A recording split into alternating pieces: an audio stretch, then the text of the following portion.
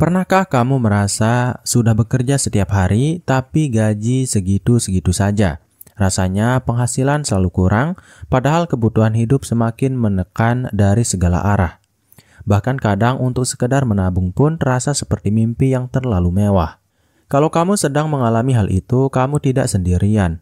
Jutaan orang di luar sana juga sedang bergulat dengan kenyataan yang sama, yaitu penghasilan pas-pasan di tengah harga kebutuhan yang terus naik. Tapi kabar baiknya adalah masalah ini bukan akhir segalanya. Ada jalan keluar, dan sebagian besar di antaranya bisa kamu mulai langsung dari sekarang, tanpa nunggu gajian berikutnya. Di video ini kita akan bahas 10 solusi cerdas yang aplikatif buat kamu yang merasa penghasilanmu kurang. Ini bukan sekedar tips-tips generik, tapi strategi nyata yang bisa mengubah arah hidup kamu. Simak sampai habis, karena solusi di poin ke-7 bisa jadi titik balik kamu yang selama ini kamu cari. Dan tanpa berlama-lama lagi, kita langsung saja ke solusi bagi kamu yang berpenghasilan kurang yang pertama, yaitu adalah ubah pola pikir. Bukan soal uang, tapi soal arah.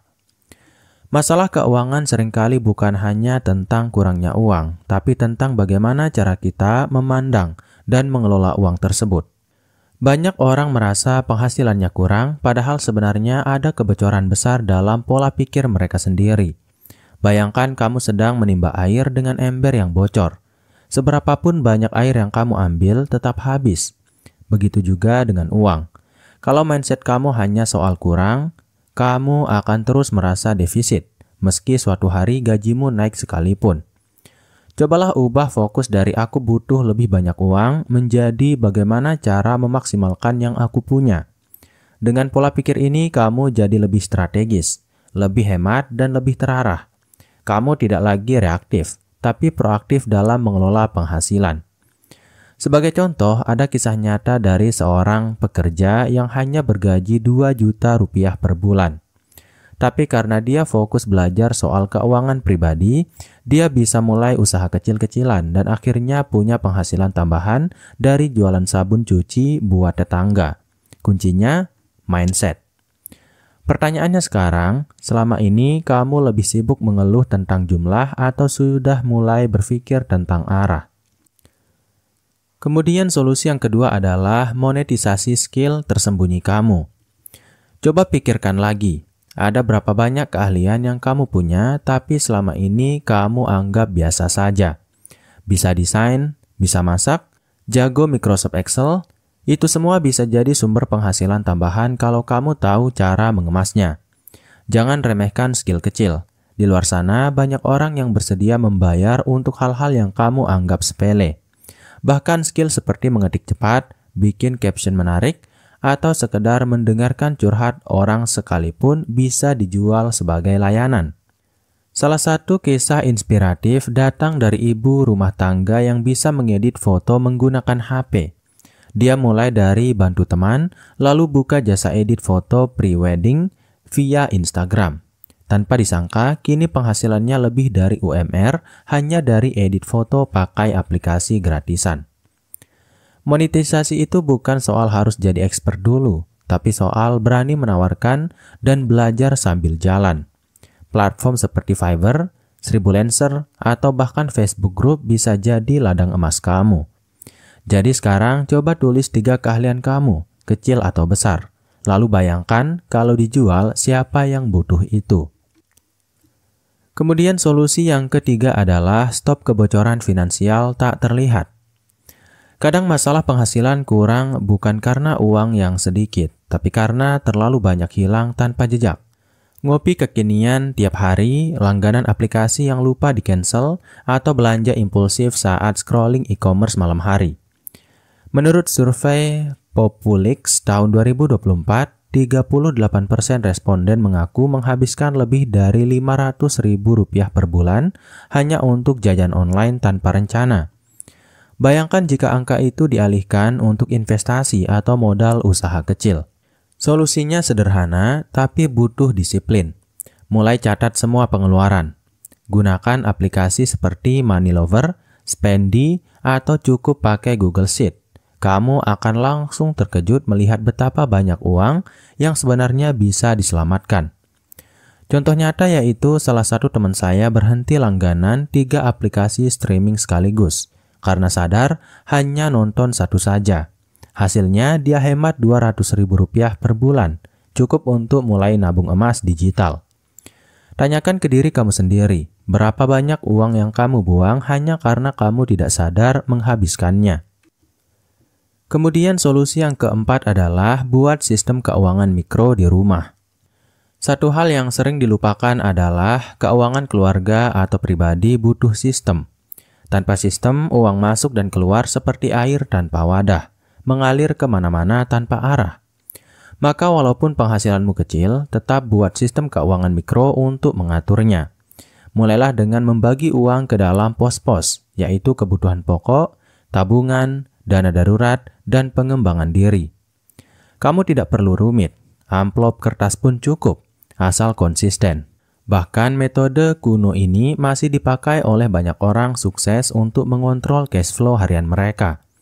Contohnya, seorang karyawan kontrak dengan gaji 2,5 juta membagi uangnya ke dalam 5 amplop setiap bulan. Hasilnya dia tahu kapan harus menahan belanja dan kapan boleh menikmati hasil kerja keras. Ketika pandemi datang, dia tetap bisa bertahan karena sudah punya tabungan kecil yang rutin disisihkan. Sistem ini juga membantu kamu menghilangkan rasa panik setiap akhir bulan, karena kamu tahu setiap rupiah sudah punya tujuan sejak awal masuk dompet atau rekeningmu. Pikirkan seperti ini, lebih baik uang kecil yang terkontrol daripada uang besar yang tidak tahu kemana arahnya. Kemudian solusi bagi kamu yang berpenghasilan kurang, yang bisa langsung kamu terapkan yang kelima adalah mulai usaha kecil tanpa modal besar. Banyak orang langsung menutup pikiran begitu dengar kata usaha, karena mereka butuh modal jutaan.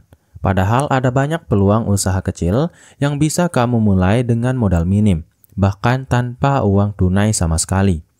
Contohnya, jualan makanan sistem pre-order, jadi reseller produk digital, buka jasa titip belanja, atau bahkan dropship lewat WhatsApp.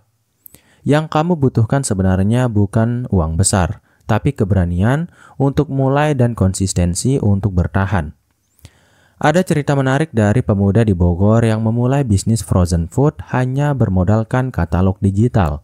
Dia tawarkan ke tetangga dan keluarga melalui grup WA. Tanpa stok, tanpa ruko, hanya modal kepercayaan. Sekarang dia punya 2 freezer penuh di rumah yang rutin kirim ke 3 kota. Jadi alih-alih bilang aku nggak punya modal, ubah pertanyaannya menjadi peluang apa yang bisa aku mulai dengan yang aku punya hari ini. Karena seringkali mental pengusaha bukan dimulai dari uang, tapi dari cara berpikir yang kreatif. Dan ingat, usaha kecil hari ini bisa jadi pintu besar besok, kalau kamu sabar dan tekun. Kemudian solusi yang keenam adalah edukasi finansial, investasi ilmu sebelum uang. Satu hal yang selalu undervalued oleh mereka yang penghasilannya kecil adalah belajar. Padahal pendidikan finansial bisa jadi jalan tercepat untuk memperbesar kapasitas penghasilanmu di masa depan. Masalahnya, banyak yang merasa belajar itu mahal, tapi di zaman sekarang itu bukan alasan lagi. Ratusan sumber belajar gratis tersedia, mulai dari YouTube, podcast, e-book, sampai webinar Zoom. Kamu hanya perlu niat untuk konsisten meluangkan waktu. Contoh kecil, ada seorang tukang parkir yang rutin dengar podcast finansial lewat HP jadulnya. Beberapa tahun kemudian, dia mulai menabung di reksadana dan mengajak anak-anak muda di lingkungannya untuk ikut belajar. Sekarang dia jadi narasumber lokal untuk edukasi keuangan komunitas. Menurut data dari OJK tahun 2023, hanya 49,68% masyarakat Indonesia yang memiliki literasi keuangan yang baik. Itu artinya jika kamu mulai belajar hari ini, kamu sudah lebih unggul dari separuh populasi. Pertanyaannya sekarang, kamu mau terus jadi penonton di sistem keuangan atau mulai jadi pemain? Kemudian solusi yang ketujuh adalah bangun multiple stream of income. Jangan hanya bergantung pada satu sumber penghasilan, karena begitu sumber itu berhenti, hidup kamu bisa langsung goyah. Maka solusinya bangun multiple stream of income atau sumber penghasilan lebih dari satu. Ini bukan tentang punya 3 pekerjaan sekaligus, tapi tentang menciptakan aliran uang dari berbagai arah. Misalnya gaji dari kantor, tambahan dari jualan online, dan passive income dari afiliasi atau komisi. Menurut Forbes, rata-rata jutawan memiliki setidaknya 7 sumber penghasilan, tapi kita tidak harus langsung ke arah 7. Mulailah dari 2, misalnya sambil kerja kamu ikut program afiliasi Shopee, atau jual produk digital dari Canva yang kamu buat sendiri. Ada ibu rumah tangga yang ikut program afiliasi buku. Setiap kali ada pembelian dari linknya, dia dapat komisi 5.000 sampai 10.000 rupiah. Dalam sebulan bisa tembus ratusan ribu, tanpa keluar rumah, tanpa modal besar. Jadi sambil kamu kerja, pikirkan penghasilan tambahan apa yang bisa kamu mulai hari ini, bahkan jika itu kecil. Karena dari aliran kecil bisa tumbuh jadi sungai besar. Kemudian solusi yang ke-8 adalah kurangi gaya hidup yang tidak sejalan. Salah satu jebakan terbesar orang berpenghasilan kecil adalah mencoba tampil seperti orang yang berpenghasilan besar.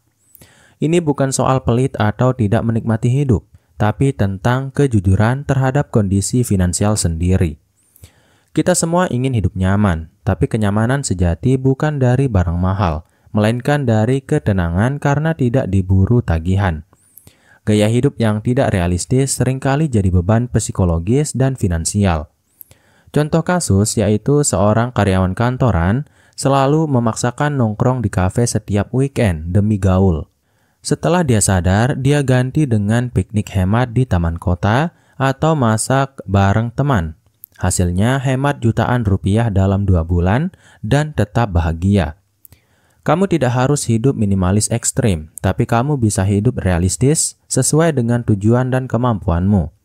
Gaya hidup sederhana itu bukan kalah, tapi justru bukti kamu punya kendali atas dirimu.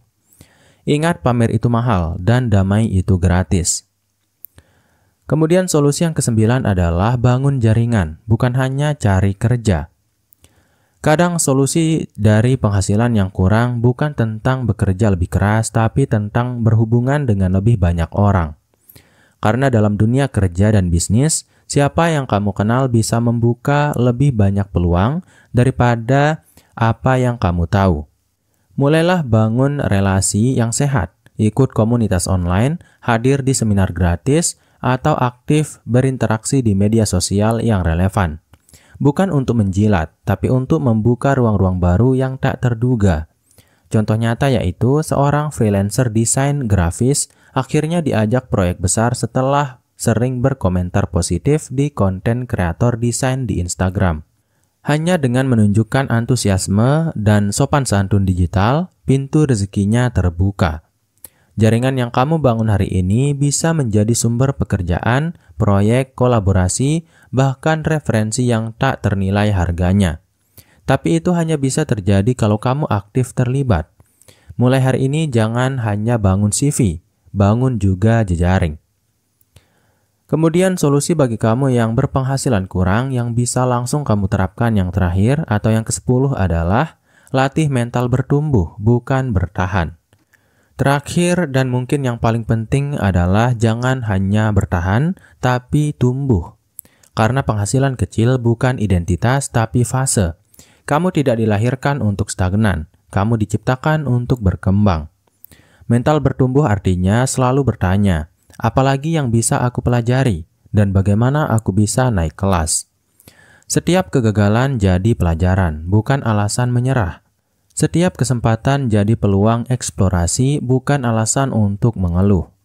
Banyak orang sukses di Indonesia lahir dari keterbatasan. Mereka tidak beruntung, tapi mereka bermental tumbuh. Seperti petani kopi dari Toraja yang kini ekspor ke luar negeri. Padahal dulu cuma jual biji kopi di pasar desa. Kamu pun bisa, tapi hanya jika kamu siap mengubah cara pikir, bukan hanya isi dompet. Jadi dari 10 solusi tadi, mana yang paling ingin kamu terapkan hari ini? Menghadapi hidup dengan penghasilan yang terbatas memang tidak mudah. Tapi bukan berarti kamu harus menyerah dan membiarkan keadaan menentukan arah hidupmu. Justru dari keterbatasan inilah biasanya lahir kekuatan, kreativitas, dan kebijaksanaan yang tidak dimiliki oleh mereka yang hidup serba nyaman sejak awal. 10 solusi yang sudah kamu simak tadi bukan sekedar teori, melainkan hasil dari pengalaman banyak orang yang berhasil keluar dari kondisi sulit. Setiap poin adalah peluang untuk kamu evaluasi, terapkan, dan sesuaikan dengan kondisi hidupmu. Tidak semua harus dijalankan sekaligus, tapi satu langkah kecil hari ini bisa mengubah jalan hidupmu selamanya. Jangan remehkan potensi yang kamu miliki hanya karena angka di slip gaji atau isi rekeningmu. Nilai dirimu jauh lebih besar dari itu. Yang penting adalah kamu terus belajar, konsisten memperbaiki diri, dan terbuka terhadap cara-cara baru untuk berkembang. Karena dalam hidup, yang bertahan bukan yang paling kuat, tapi yang paling mampu beradaptasi. Kalau kamu merasa hidup terlalu berat, ingatlah bahwa kamu tidak sendiri. Banyak orang di luar sana sedang berjuang seperti kamu, dan sebagian dari mereka berhasil karena mereka memilih untuk tidak tinggal diam. Kamu juga bisa jadi salah satunya. Tapi semua itu dimulai dari satu hal, yaitu keputusan untuk berubah. Terima kasih sudah menonton video ini sampai selesai. Jangan lupa untuk tulis di kolom komentar solusi mana yang paling ingin kamu coba duluan. Dan jika kamu merasa video ini bermanfaat, bantu sebarkan ke orang-orang terdekatmu. Karena perubahan besar seringkali berawal dari satu konten yang membuka mata. Dan mungkin itu dulu untuk video kali ini. Sekian, wassalam.